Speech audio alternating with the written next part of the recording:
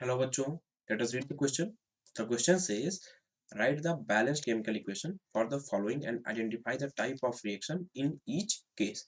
यानी क्वेश्चन बोल रहा है कि हमको बैलेंस्ड केमिकल इक्वेशन लिखना है और टाइप ऑफ रिएक्शन भी आइडेंटिफाई करना है।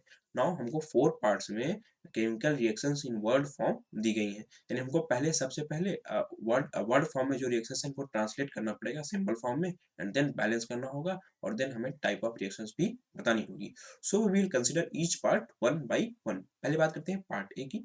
तो पार्ट ए में हमारे पास दिया है पोटेशियम ब्रोमाइड।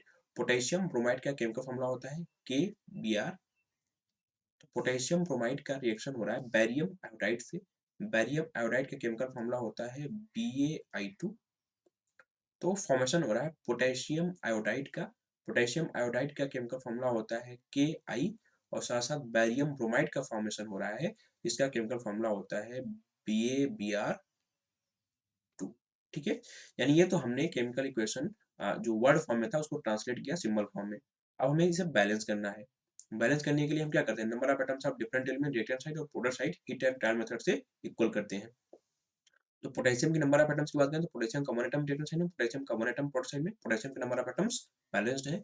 ब्रोमीन का 1 एटम रिएक्टेंट साइड में, लेकिन ब्रोमीन के 2 एटम्स प्रोडक्ट साइड में, यानी ब्रोमीन के नंबर ऑफ एटम्स को बैलेंस करने के लिए हमको 2 times of potassium bromide reactant side में लेना पड़ेगा।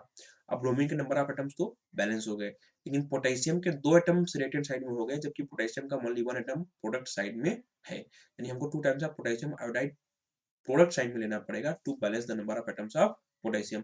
अब नंबर पोटेशियम के नंबर ऑफ एटम्स बैलेंस हो चुके हैं। बैरियम की नंबर ऑफ एटम की बात करें तो बैरियम का 1 एटम रिएक्टेंट साइड में, बैरियम का 1 एटम प्रोडक्ट साइड में बैलेंस्ड है।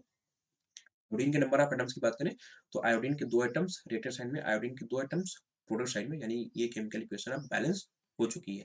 फिजिकल स्टेट्स की बात करें तो क्वेश्चन में फिजिकल स्टेट जो वर्ड फॉर्म में इक्वेशन दी हुई है उसमें दी हुई थी, जिसमें पोटेशियम ब्रोमाइड एक्वस स्टेट में है, बैरियम आयोडाइड एक्वस स्टेट में है, पोटेशियम आयोडाइड भी एक्वस स्टेट में है, और बैरियम ब्रोमाइड सॉलिड स्टेट में है।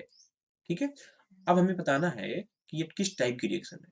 तो यदि इस रिएक्शन को हम थोड़ा सा केयरफुली ऑब्जर्व करें तो ये देखेंगे कि पोटेशियम ब्रोमाइड के पोटेशियम आयन से बैरियम आयोडाइड का आयोडाइड आयन रिएक्ट करके पोटेशियम आयोडाइड का फॉर्मेशन कर रहा है, और बैरियम आयोडाइड के बैरियम आयन से पोटेशियम ब्रोमाइड का ब्रोमाइड आयन रिएक्ट करके बैरियम ब्रोमाइड का फॉर्मेशन कर रहा है, यानी आयंस का एक्सचेंज हो रहा है। ठीक है, यानी एक्सचेंज ऑफ आयंस हो रहा है इस केस में, और 2 नए प्रोडक्ट्स का फॉर्मेशन हो रहा है। ठीक है, टू फॉर्म 2 न्यू प्रोडक्ट्स। तो ऐसी जहां पर भी रिएक्शन हो जहां पर आयंस का एक्सचेंज हो 2 नए प्रोडक्ट्स के फॉर्मेशन के लिए, उस टाइप की रिएक्शंस होती हैं डबल डिस्प्लेसमेंट रिएक्शन। यानी इस केस में ये है डबल डिस्प्लेसमेंट रिएक्शन। ठीक है, क्योंकि आयंस का एक्सचेंज हो रहा है और साथ में 2 नए प्रोडक्ट का फॉर्मेशन हो रहा है, तो इस टाइप की रिएक्शंस होती हैं डबल डिस्प्लेसमेंट रिएक्शन, यानी इस केस में ये है डबल डिस्प्लेसमेंट रिएक्शन। तो हम बात करते हैं पार्ट बी की। तो हमारे पास पार्ट बी में जो केमिकल रिएक्शन वर्ड फॉर्म में दी हुई है वो दी हुई है जिंक कार्बोनेट। तो जिंक कार्बोनेट का केमिकल फॉर्मूला होता है ZnCO3। जिंक कार्बोनेट से फॉर्मेशन हो रहा है जो प्रोडक्ट का जो दिया हुआ है, जो रिएक्शन दिया हुआ है वर्ड फॉर्म में, उसमें जिंक ऑक्साइड का chemical formula ZnO plus carbon dioxide का केमिकल फॉर्मूला CO। ठीक है, इसको हम बैलेंस करने की बात करते हैं। तो जिंक का number of atoms 1 atom reactant side में, 1 एटम प्रोडक्ट साइड में, कार्बन का 1 एटम रिएक्टेंट साइड में, कार्बन का 1 एटम प्रोडक्ट साइड में, और ऑक्सीजन के 3 एटम्स रिएक्टेंट साइड में, ऑक्सीजन के 2+1 3 एटम्स प्रोडक्ट साइड में, यानी ये केमिकल इक्वेशन ऑलरेडी बैलेंस्ड है। फिजिकल स्टेट की बात करें तो क्वेश्चन में जो वर्ड इक्वेशन में हमारे पास वर्ड फॉर्म में जो इक्वेशन दी हुई है उसमें फिजिकल स्टेट्स मेंशन्ड है, हम फिजिकल स्टेट्स मेंशन कर देते हैं। जिंक कार्बोनेट का सॉलिड स्टेट दिया हुआ है, जिंक ऑक्साइड का सॉलिड स्टेट दिया हुआ है, और कार्बन डाइऑक्साइड का गैसियस स्टेट दिया हुआ है। केमिकल इक्वेशन बैलेंस्ड है, इनका हमने फिजिकल स्टेट्स भी देख लिया। हमें बतानी है टाइप ऑफ रिएक्शन। ठीक है, तो इस रिएक्शन में यदि हम देखें तो सिंगल रिएक्टेंट से 2 प्रोडक्ट्स का फॉर्मेशन हो रहा है ना, यानी सिंगल रिएक्टेंट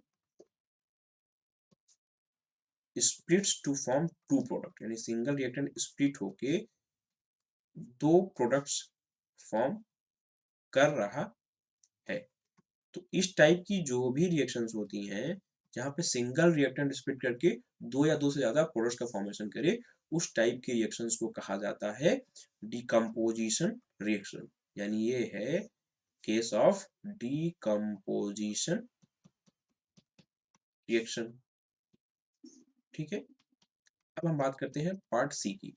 हमारे पास पार्ट सी में जो chemical reaction in word form दिया हुआ है वो दिया है हाइड्रोजन प्लस क्लोरीन से रिएक्ट करके कंबाइन करके फॉर्म कर रहे हैं हाइड्रोजन क्लोराइड। ठीक है, यानी सी हमारे पास जो दिया हुआ है हाइड्रोजन, हाइड्रोजन का मॉलिक्यूलर फॉर्मूला H2 और क्लोरीन रिएक्ट कर रहे हैं, क्लोरीन का मॉलिक्यूलर फॉर्मूला Cl2, तो फॉर्मेशन हो रहा है हाइड्रोजन क्लोराइड का। हम बैलेंस करने की बात करें तो दो atoms of hydrogen reactant side में, तो दो two atoms of hydrogen product side में भी होने चाहिए, यानी हमको two times of hydrogen chloride करना पड़ेगा। अब यदि क्लोरीन के भी नंबर ऑफ एटम्स की बात करें तो क्लोरीन के दो एटम्स रिएक्टेंट साइड में, क्लोरीन के दो एटम्स प्रोडक्ट साइड में, यानी ये केमिकल इक्वेशन बैलेंस्ड हो चुकी है। फिजिकल स्टेट की बात करें तो जो वर्ड फॉर्म में हमारे पास इक्वेशन दी हुई है उसमें फिजिकल स्टेट मेंशन्ड है, तीनों ही गैसियस स्टेट में है, तो हम फिजिकल स्टेट भी मेंशन कर देते हैं। हाइड्रोजन गैसियस स्टेट में है, क्लोरीन भी गैसियस स्टेट में है, और हाइड्रोजन गैस, हाइड्रोजन क्लोराइड जो फॉर्मेशन हो रहा है वो भी गैसियस स्टेट में है।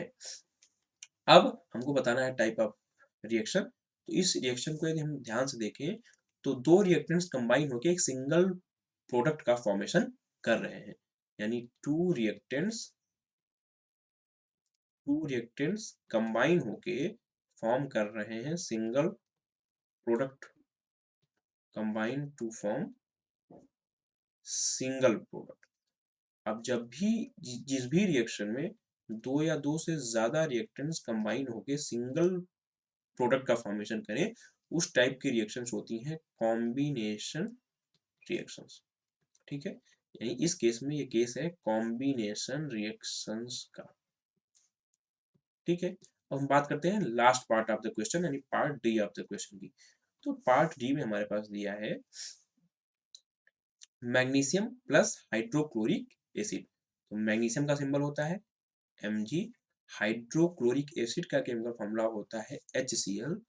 तो फॉर्मेशन हो रहा है मैग्नीशियम क्लोराइड और हाइड्रोजन का।